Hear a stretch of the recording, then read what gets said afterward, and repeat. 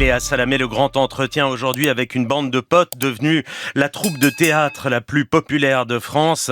Ils racontent pour la première fois leur vie dans un livre à travers des photos inédites et des textes très personnels. On reçoit ce matin, Léa, la troupe du Splendide. Oui, une partie d'entre eux, en tout cas. Marianne Chazelle, Thierry Lhermitte et Gérard Jugnot sont nos invités. Bonjour à tous les trois. Bonjour. Bienvenue sur Inter. Ce livre, Le Splendide par le Splendide au Cherche Midi, dont les droits d'édition seront reversés à la Fondation pour la recherche médicale, raconte votre histoire, donc depuis le lycée Pasteur à Neuilly jusqu'au début au Café de la Gare, puis l'explosion au cinéma avec Les Bronzés, Le Père Noël est une ordure, Papy fait de la résistance et tous les autres succès qu'on connaît. Ce livre était à l'imprimerie lors de la mort soudaine de Michel Blanc, ce qui lui donne, pour vous tous, j'imagine, une tonalité, une gravité particulière, Gérard Jugnot. Oui, la fête est un peu gâchée. On pensait se retrouver grâce à ce livre, ce qu'on ne se voit pas souvent. Et oui, ben voilà, Mais du coup, ça nous a permis de nous retrouver pas mal parce qu'en fait, on se voit à l'occasion parce que on va se voir au cinéma, on se voit au théâtre évidemment. Et là, pour le bouquin, on se parlait souvent. Voilà, on se fréquentait, on se refréquentait. Voilà, ce sera la dernière chose. On se retrouvait, et ça nous amusait comme d'habitude de se retrouver. C'est la dernière chose qu'on aura faite ensemble. Ouais. Voilà. Et ce livre-là, c'est la dernière. Ouais. C'est vrai que c'est la dernière chose où vous serez tous ensemble. Ouais. Absolument. Et du coup, c'est important. C'est important conscience que chacun ça, donne son point de vue. Moi, j'avais écrit il y a longtemps ma part de point de vue, quoi. Et c'était important que les autres aussi puissent confronter chacun leurs expériences. Et ce qui nous a impressionné, nous, ce qui nous a touché, c'est parce que... Oui, ce dont on se souvient chacun, c'est pas la même chose, bien sûr. Quand on se voit, on dit, tu te rappelles de ce truc? Non, pas du tout. Et puis, moi, je peux parler d'une anecdote dont il ne se souvient pas. La course, j'avais totalement oublié la course. Quand on avait quitté un des théâtres. C'est vrai que chacun a écrit dans son coin, si j'ose dire, des petites anecdotes, vous vous êtes aussi échangé des photos. La force de ce livre-là, c'est aussi des photos inédites et notamment les photos de votre jeunesse. Thierry nous a collé un beau barda quand il a dit cherchez quelques photos. Bon. En fait, ce qui se passe, c'est que l'année dernière, il y a 2 ans, je sais plus, je tombe sur un bouquin de photos de Pardon, commenté par Gérard Lefort, et je trouvais ça vraiment un format tellement sympa à regarder parce que on peut le feuilleter, s'arrêter, regarder le commentaire ou le lire dans l'ordre comme on veut. Voilà, je me suis dit, puisqu'on me proposait au Cherche Midi de faire un bouquin que j'avais pas du tout envie d'écrire, je me dis, mais voilà, une bonne manière de ne rien foutre et de faire un bouquin sympa. Donc, voilà, j'ai collé ça à tout le monde. Envie partagée, manifestement. Voilà. Non, mais en plus, c'est grâce à Jean-Pierre Lavoignat qui nous a chacun interviewé. Et puis on a mis en forme et qui a pensé d'ailleurs les illustrations. Enfin, c'est lui qui a fait la composition. L'idée, c'était de rebondir sur chaque photo et chacun donnait son point de vue et ça fait une espèce de patchwork oui, mais avec une grande unité. Moi, ce qui me frappe, c'est qu'en le relisant, c'est qu'il y a quand même un ressenti commun des événements qu'on a vécus et des souvenirs qu'on en a. Mais Marianne, vous dites que quand il vous a dit il va falloir chercher quelques photos. Ah oui, c'est une année là, parce que vous vous rendez compte que vous avez un bordel noir chez vous, vous savez pas où sont les photos, et vous retombez, et ça. Oui, parce que et ça nous a permis de nous plonger là-dedans. Ce sont des daguerreotypes qu'il faut C'est étonnant. Thierry Lhermitte, vous racontez, vous l'avez dit, que la nuit de la mort de Michel Blanc, vous avez relu du coup tous les textes qu'il vous avait envoyés pour ce livre et que vous les avez trouvés particulièrement merveilleux, généreux, chaleureux, parce qu'il avait aussi une manière d'écrire. Vous en avez chacun une, mais il y avait quelque chose de poétique et de quelque chose d'un peu sur le fil chez Michel Blanc. On avait tous relu ce qu'on avait écrit pour pas qu'il y ait de bêtises dedans, donc on a reçu le bon à tirer quelques jours avant, et donc la nuit de la mort de Michel, je lis ses commentaires, je les avais pas lus, j'avais lu que les miens, pour les corriger, et ça vous a bouleversé. C'était très émouvant, quoi. Voilà, un ami qui vient de disparaître et on découvre ce qu'il est en train de dire, de ce qu'on a vécu ensemble. C'est super émouvant. C'est écrit en plus avec talent et Et comme on savait pas ce que les autres écrivaient, c'est comme un dialogue et c'est comme des lettres d'amour et d'amitié qu'on s'envoyait les uns aux autres. Cette mort soudaine a profondément, sincèrement ému tous les Français, comme si c'était une nouvelle preuve de l'attachement que vous suscitez dans le cœur des gens depuis 40 ans. Vous l'avez reçu aussi comme ça, Marie-Anne Chazelle? On l'a reçu comme quelque chose d'une injustice incroyable, d'une brutalité énorme, parce que rien ne pouvait prévoir qu'il allait se passer ça, bien sûr. Et puis ça nous fait prendre conscience que nous-mêmes, il y a des... Qui est le suivant? C'est ce qu'on se dit. Et de la force du besoin qu'on a eu de se retrouver, de partager ça. On s'est retrouvés comme quand on avait 20 ans et qu'on commençait et on avait besoin les uns des autres. Ce qui était, moi, de mon point de vue, ce qui était un peu particulier dans notre histoire, c'est que c'est vraiment une famille qu'on s'est fait et dans laquelle on a vécu une dizaine d'années, où on a grandi, on a appris, on s'est détaché comme dans des familles. Et là, bingo, on s'est retrouvés face à la réalité de la vie. Mais... Et sur l'attachement des gens, c'est la sympathie que les gens manifestaient, parce que j'en ai parlé dans l'interview, hein, donc j'y avais pas réfléchi, mais c'est tellement chaleureux, parce que l'admiration, peut-être, moi je m'en fous un petit peu, mais par contre, de sentir comme les gens compatissent à notre peine. Ah, c'était très gentil et très chaleureux. C'est très gentil, un peu difficile, parce que ça nous rappelait sans arrêt. Non, moi, on nous disait sincères condoléances, mais c'est pas de notre famille. On ne dit pas les condoléances à si, mais c'est notre famille. Bon, moi, je le prenais comme ça. Oui, c'est notre famille. C'est ça qui était très touchant et un petit peu difficile, parce que souvent, on pense à vous, alors qu'on voudrait pas y penser, puisqu'on a fait ce métier aussi un peu pour pas y penser, quoi. Mais c'est la famille que vous vous êtes choisie, c'est ça qu'on Absolument. voit quand on lit et quand on voit les photos tout jeunes de ce fameux lycée Pasteur, et cette photo en noir et blanc, vous êtes tous les deux, Gérard avec Christian Clavier dans la même classe, avec Michel Blanc aussi, Thierry Lhermitte, vous êtes aussi là-bas, vous êtes dans le lycée d'en face. Non mais c'est vrai, vous c'est votre vie, et nous on oublie, c'est écrasé par les bronzés, ensuite tout ce que vous avez fait, mais c'est quand même, on se disait avec Nicolas, c'est quand même, vous avez eu une chance folle de vous retrouver. Absolument. Et que ces affinités électives, on a tous des copains d'école, mais personne ne fait ensuite les bronzés, Papy fait de la résistance et le Père Noël est une ordure. Vous avez eu cette chance folle, vous retrouvez dans ce lycée Pasteur de Neuilly, tous les quatre, puis ensuite Marie-Anne Chazelle qui arrive, et de vous marrer, et vous avez eu la chance de redoubler, parce que sinon il n'y aurait pas eu ça, Gérard. Si vous n'avez pas redoublé. Oui, en plus, moi, j'aurais jamais dû aller au lycée Pasteur, parce que j'habitais plutôt chez les prolos, et on ne prenait pas les prolétaires. Donc c'était la dernière année, j'avais eu le prix d'honneur à Puteaux.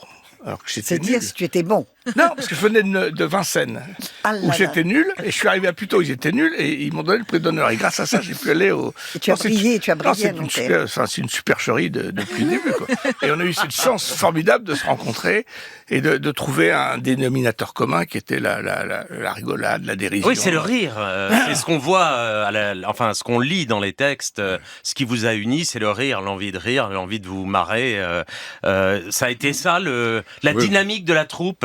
C'est ça qui nous a réunis, c'est le rire et puis la moquerie de nous et des autres. Parce qu'il y a, c'est le titre du bouquin, Nous sommes ton marée, c'est ça. Quand on regarde la vie sous cet angle-là, la plupart du temps, on va dire, il y a souvent matière à rire.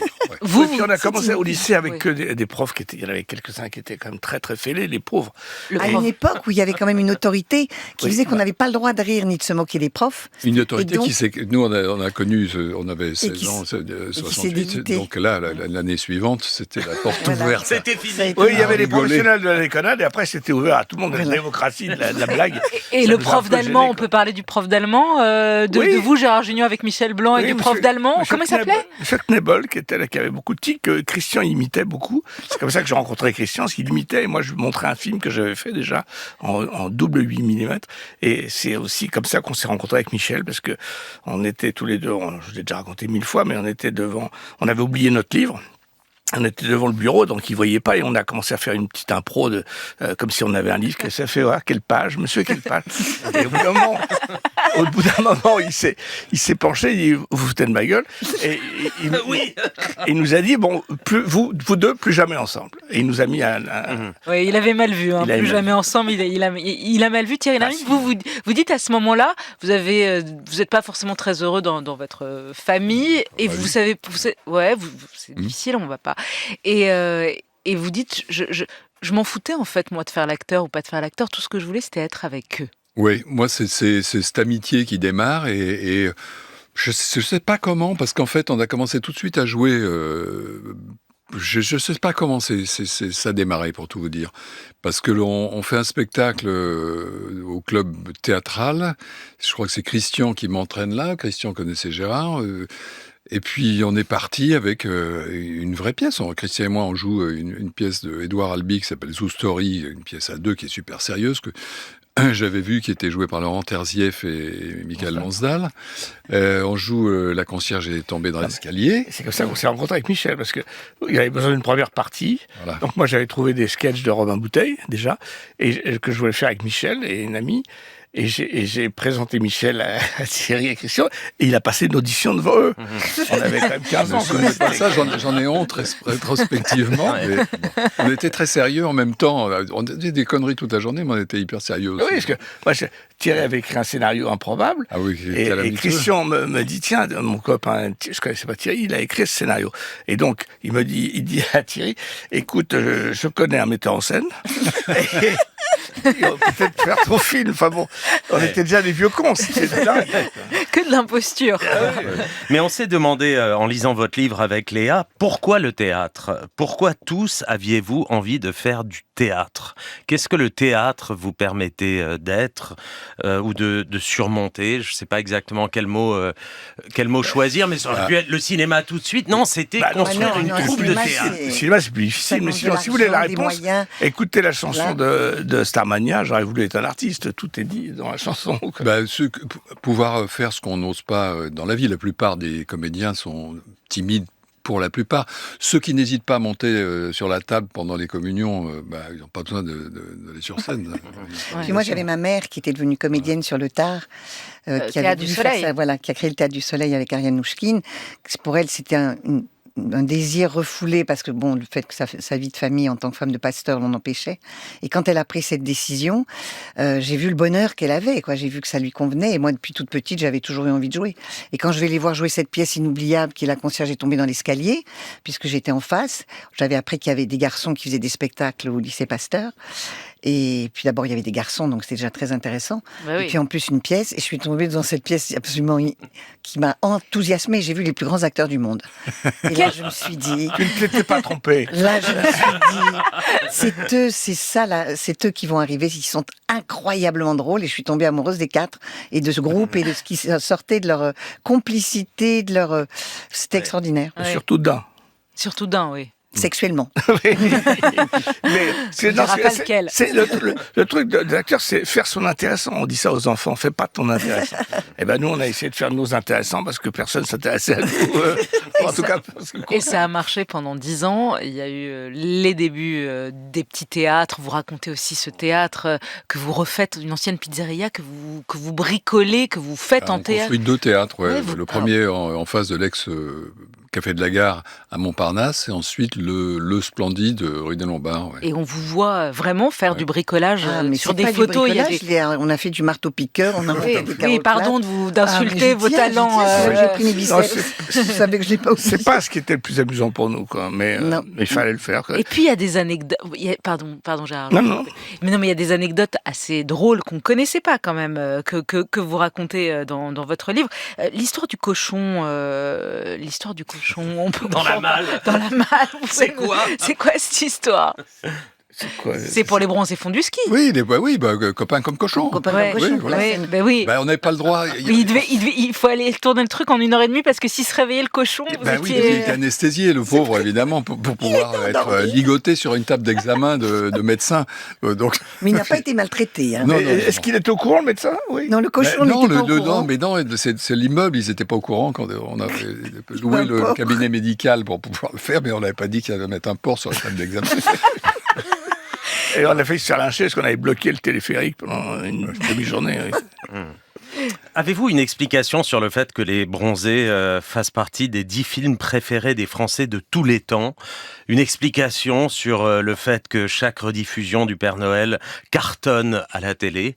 Vous savez mettre des mots là-dessus? Bon, on peut s'en réjouir, et puis se dire que peut-être que c'est pas si mal. Hein. Mais Oui. à part ça, Peut-être le talent, un immense talent, une grande humilité. bah, Non, mais non, ce qui est très très réjouissant, c'est de savoir que beaucoup de ces films-là qu'on a fait il y a très longtemps surnagent, revivent et sont Et encore surtout n'ont appréciés. pas été si bien accueillis que ça. dans l'ensemble. D'abord, alors que beaucoup de films accueillis très bien à l'époque sont tombés dans les oubliettes, donc c'est une petite satisfaction. ouais, puis pour être un peu plus modeste, est-ce que le miracle, c'est que les gens aient encore aujourd'hui envie de rire de ces sujets, de ces blagues, parce qu'il y a des trucs qui étaient super drôles et plein de talent qui ont disparu aussi. Hein. Mais c'est ça, comment vous expliquez? Moi, c'est ça qui... Non, tu es trop modeste, Thierry.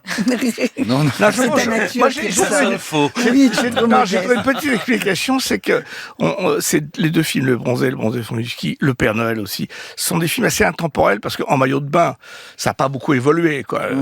Enfin, Et au à ski part- non plus, vous avez à les part mêmes que les doudounes. gens sont épilés, contrairement au À vous, de oui. Michel, de Christian. Christian. Mais et au ski, bon, les skis ont un peu évolué, mais pas guère plus. Quoi. Il n'y a pas de Oui, mais il y a un mobilier hu- il y a un urbain, il n'y a humour. pas de voiture. Oui, mais ce que dit Thierry est intéressant, c'est-à-dire qu'il y a il y a des types d'humour qui vieillissent. Ouais. Et vous, jusqu'à aujourd'hui, ce que je veux dire, c'est que moi, mon fils de 7 ans, le Père Noël, pas le Père Noël, Ah non, Les Bronzés c'est font un du peu ski trop tôt. est son film préféré. C'est-à-dire, je pense que c'est Bah. celui qu'il a le plus vu à 7 ans et il se marre toujours sur Jean-Claude Duss, sur un malentendu. Comment vous expliquez que vous Mais avez... on Alors, on n'est n'explique jamais rien. été à la C'est mode. pas- Donc, on n'est pas passé de mode. Moi, je Oui, dis c'est ça, on n'était pas... Honnêtement, on n'a jamais été à la mode. Hein, Vous n'avez jamais été à la mode? non, jamais, non. Il n'y a jamais eu d'engouement, voilà, On avait le public qui nous Voilà. aimait, qui nous suivait, mais on n'était pas considérés comme des gens qui étaient, entre guillemets, importants dans la comédie.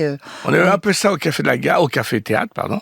Et ensuite, comme on a trahi en faisant du cinéma pour le public, on était moins considérés, quoi, Oui. c'est sûr. Mais, Et puis il y a ce César qui est jamais arrivé, enfin qui est arrivé, le César d'honneur, ouais, mais Collectif. non, et dans le livre, Christian Clavier dit quand on n'a rien eu sur Papy fait de la résistance ou sur le Père Noël, je sais plus lequel, je crois que c'est Papy fait de la résistance. le Père Noël. Le Père Noël, ça reste une blessure qui ne se refermera jamais. pour lui, ouais. Peut-être, moi, je m'en fous. Non, mais je trouve très injuste que Anémone, qui était Moi, absolument génial, ne l'ait pas eu, Dans n'a le pas Père été Noël. nommé, au moins. Et, Non, c'est-à-dire alors que- qu'on a... Non, il disait ça, Christian, parce qu'il y avait eu énormément de nominations pour Papy. Et c'était une façon d'appâter Papy, aussi ouais. pour que les gens viennent, puisque Ah oui, c'était des ça. acteurs connus, et que les gens soient là. Et qu'à l'arrivée, il n'y avait rien du tout. Et ça, c'est fréquent. On Ouais, voit oui. ça souvent au César. Il y a des gens qui sont Oui, très, mais très ça- nominés et qui n'ont jamais de prix. Oui, mais Et ça, c'est une c'est démarche, le problème, on n'honore pas les clowns. Puis c'est le goût des gens, parce que c'est le goût de l'Académie des Césars. C'est comme ça, c'est les goûts et les couleurs. C'est le métier c'est la qu'il vie. faut hein. jouer. Oui, mais en ça, plus, souviens-toi, au début, on a quand même, il a fallu le comprendre, ça. Ah oui, bien Quand on sûr. est arrivé avec notre sac, tu sais, quand on avait été convoqué pour remettre un prix, le prix du son. Ouais. Le meilleur son. Donc des gens pleuraient de rire, c'était très bête. Et on avait amené un filet garni pour offrir. pour offrir à celui qui aurait le prix.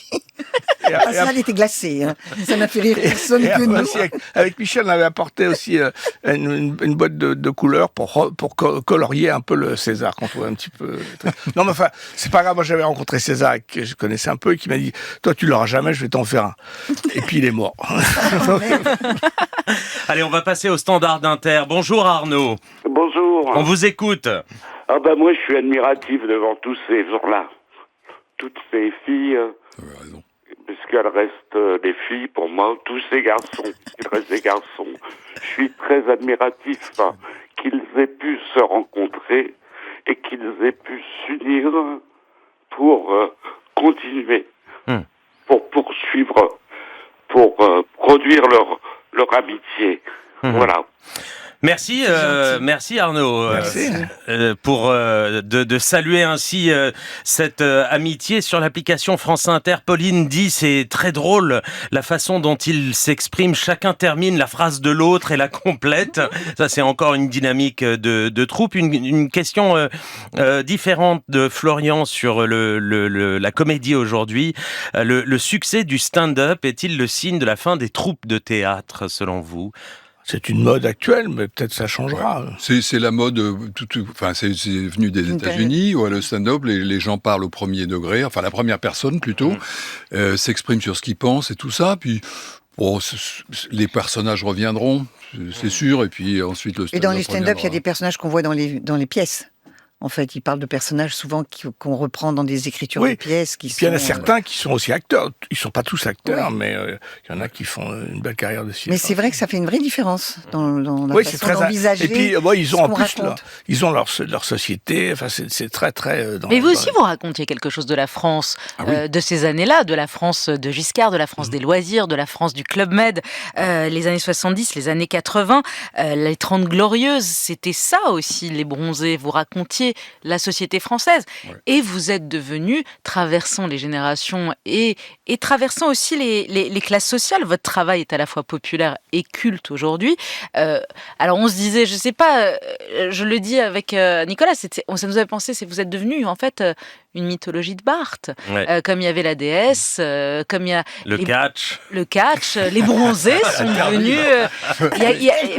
Vous faites partie du patrimoine culturel français. Je sais pas si ça vous fait plaisir ou pas, mais c'est pas venu nous voir, Barthes. Il s'est fait écraser avant.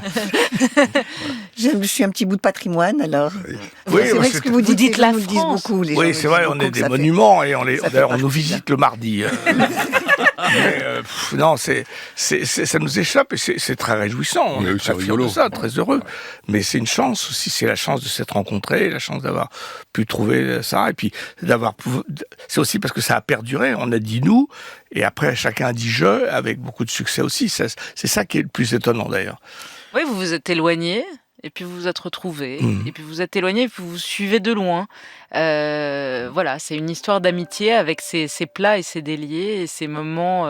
Et qui durent. Et qui durent. Et on le voit dans le livre que vous ne faites pas semblant, en tout cas, quand vous écrivez. Ouais. Et les auditeurs l'entendent parfaitement, qui vous remercient très nombreux ce matin. On les remercie aussi, parce que sans eux, on ne serait pas là. Pour votre amitié et votre chaleur. Merci à tous les trois. Le Splendide par le Splendide, nous nous sommes tant marrés aux éditions du Cherche Midi. Je rappelle que la vente de ce livre ira à la Fondation pour la recherche médicale. Marianne, vous êtes le parrain, voilà. Thierry Lhermitte. Marianne Chazelle, on peut vous voir sur scène à Paris au Théâtre de la Michaudière en ce moment.